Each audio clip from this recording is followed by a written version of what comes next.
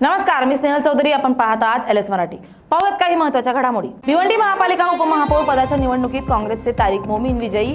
तारिक मोमीन यांना 43 मतं, तर महापौरपदी नारायण चौधरी विराजमान. भिवंडीत भाजपचे बंडखोर नारायण चौधरी महापौरपदी विराजमान. ज्यांनी बंडखोरी केली, पक्षाच्या व्हीप विरोधात काम केलं, त्यांच्यावर पक्ष कारवाई करणार असल्याचं भाजप प्रदेशाध्यक्ष रवींद्र चव्हाणांकडून माहिती. उद्योग मंत्री उदय सामंत आणि ठाकरेंच्या शिवसेनेचे नेते वैभव नाईक यांचं एकत्र स्नेहभोजन.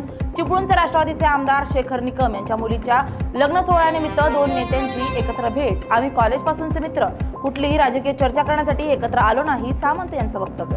ठाकरे गटाचे शहर प्रमुख सुनील मोदी यांची कोल्हापूर महानगरपालिकेचे स्वीकृत नगरसेवक म्हणून निवड झाल्यानंतर शिवसैनिकांमध्ये राडा.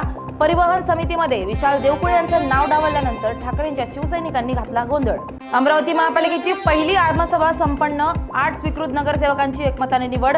पुढील सभांमध्ये अधिक सविस्तर निर्णय घेतले जाणार असल्याची प्रशासनाकडून माहिती. नवी दिल्लीत झालेल्या इंडिया AI इम्पॅक्ट समिटच्या यशाचा आनंद साजरा करण्यासाठी बुर्ज खलिफावर PM मोदींच्या फोटोसह तिरंगा झेंड्याची रोषणाई. नवी मुंबईतील महापालिका मुख्यालयावर बेलापूर ग्रामस्थांचं आंदोलन. बेलापूर येथील स्थानिक खेळाचे मैदान म्हणून वापरत असताना तो भूखंड शासकीय रुग्णालयासाठी राखीव केल्यानं ग्रामस्थांकडून चर्चा.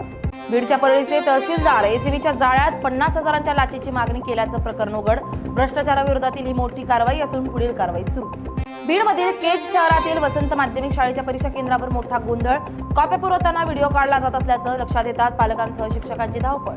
धुळे जिल्ह्यात शासकीय हमीभाव केंद्रावर मका खरेदीची प्रक्रिया अत्यंत संथ गतीने सुरू असल्यानं शेतकरी संतप्त. शेतकऱ्यांकडून जिल्हाधिकारी कार्यालयावर धडक देत निषेध व्यक्त. मात्र पोलिसांनी आंदोलकांना जेल रोड परिसरात रोखलं.